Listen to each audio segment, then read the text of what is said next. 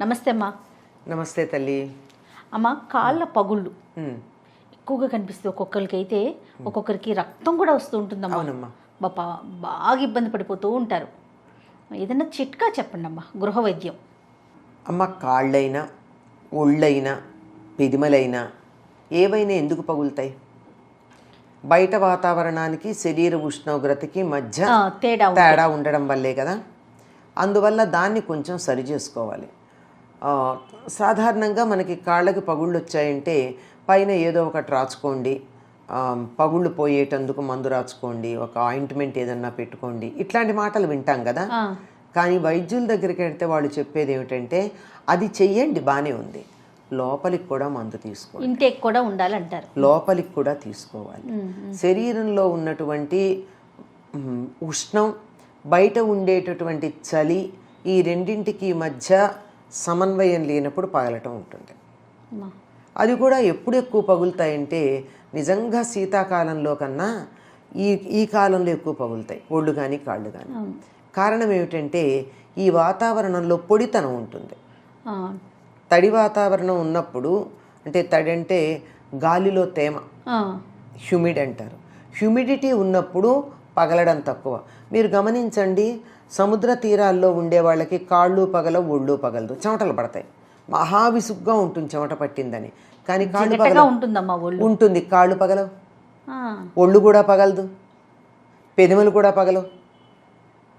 ఎందుకని? వాతావరణంలో తేమ ఉన్న కారణంగా. సరిగ్గా ఇప్పుడు వాతావరణంలో మొత్తం తేమంతా హరించుకుపోతుంది.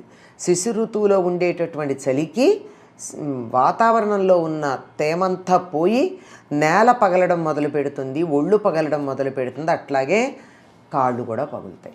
ఈ కాళ్ళు పగలడానికి, శరీరం కన్నా కాళ్ళు పగలడానికి ఎక్కువ కారణం ఏమిటంటే కింద నడుస్తాం కదా, నడిచినప్పుడు దుమ్ము ఉంటుంది, దుమ్ము తడిని పీల్చేస్తుంది.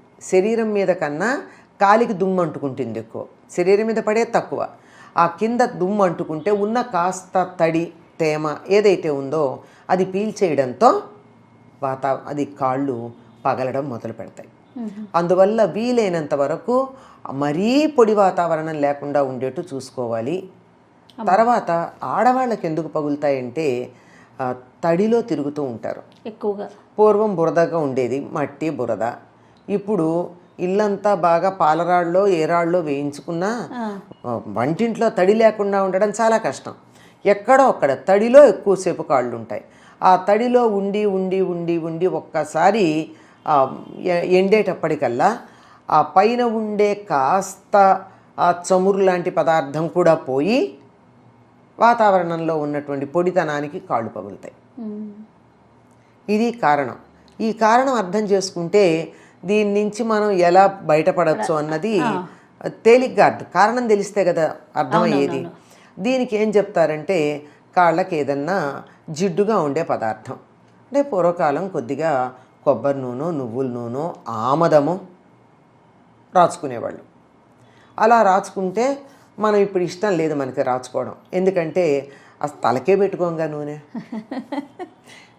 ఆ కాలికి అలా పెట్టుకునేటప్పటికల్లా బట్టలకి అంటుకుంటుంది, బెడ్షీట్స్కి అంటుకుంటుంది, వాసన వస్తుంది. నిజమే, ఒక పూట అంటుకుంటే పర్వాలేదు, రెండో పూట చూసి చూడనట్టు తప్పించుకుంటాం, అంటే దాని వంక చూడకుండా మొహం ఇక్కడ పెట్టుకుంటాం. మూడో రోజుకు వాసన వస్తుంది కదా, దాని నుంచి తప్పించుకోలేము. అందువల్ల దానికి ఇష్టపడరు. అందుకని చాలామంది వైద్యులు చెప్పినటువంటి మార్గం ఏమిటంటే కాలికి నూనె రాచుకుంటారు. నూనెల్లో కూడా శ్రేష్టం ఏమిటంటే నువ్వుల నూనె. 3-4 చుక్కల కన్నా ఎక్కువ అక్కర్లేదమ్మా. ఊరికే ఇంతంత రాయక్కర్లా వాసన వచ్చేట్టు. ఊరికే 3-4 చుక్కలు ఇట్లా తీసుకుని చేతికి ఇట్లా అనుకుని ఈ చేతికి ఈ కాలికి రాచుకుంటే అతి కొద్ది నూనె ఉంటుంది. అది రాచుకుని సాక్స్ పాతవి అవి వేసుకున్నట్టయితే ఒకటి ఏమిటంటే ఆ నూనె లోపలే ఇంకేట్టుగా చేస్తుంది ఆ వేడికి.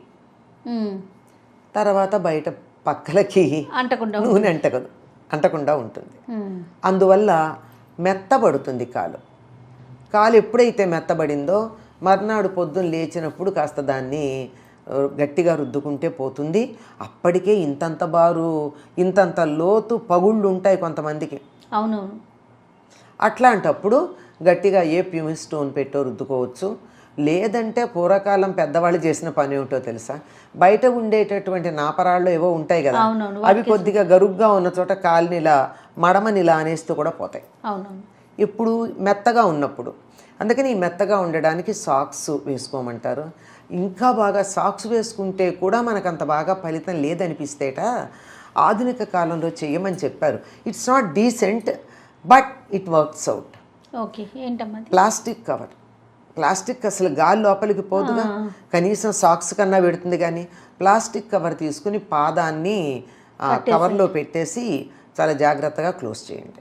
మరీ గట్టిగా క్లోజ్ చేశారనుకోండి గాలి వెళ్లకుండా, అంటే రక్త ప్రసరణ కూడా జరగదు.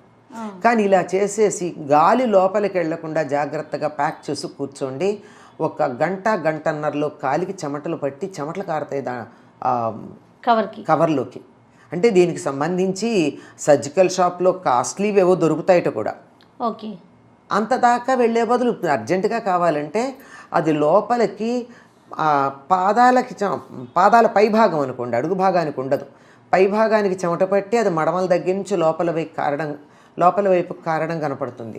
అలా చెమట పట్టేదాకా అలా గనక ఉన్నట్టయితే అప్పుడు అసలు నిజానికి ఆ చెమట పట్టే సమయానికి రాచుకున్న నూనె ఏమీ మిగలదంతా ఇంకిపోతుంది.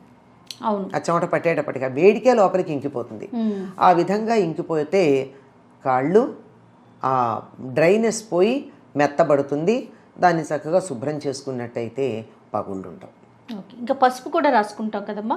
పసుపు రాస్తారు. పసుపు రాస్తే ఏమవుతుందంటే పగుళ్ళు ఒకవేళ ఉంటే కూడా ఆ పగుళ్ళ లోపలికి బయట దుమ్ము వెళ్ళి ఇన్ఫెక్షన్ రాకుండా ఉంటుంది. ఓహో, దానికి కాపాడుతుంది. తర్వాత ఈ ఎక్కువసేపు నీళ్లల్లో ఉంటే వేళ్ల మధ్య తడి ఉండిపోయి తుడుచుకోవడానికి కూడా వీలు కాదు. కొన్నిసార్లు తడి ఉండిపోయి పాచిపోతుంది. ఆ పాచిపోయి ఏం చేసి దురదలు పెడుతుంది. దురదలు పెట్టి నిద్రలోనో బయటో అప్రయత్నంగానో ప్రయత్నపూర్వకంగానో గోక్కుంటూ ఉంటారు. ఒకవేళ గోక్కోకపోయినా అక్కడ తినేసినట్టయి చర్మం అంతా తినేసినట్టయి చిల్లులు పడిపోయి అసహ్యంగా తయారవుతుంది. నొప్పి బాధ అన్నీ ఉంటాయి. ఓకే, అవి రాకుండా చూస్తుంది పసుపు. పసుపు రాచుకుంటే అస్సలు పాచిపోతాం.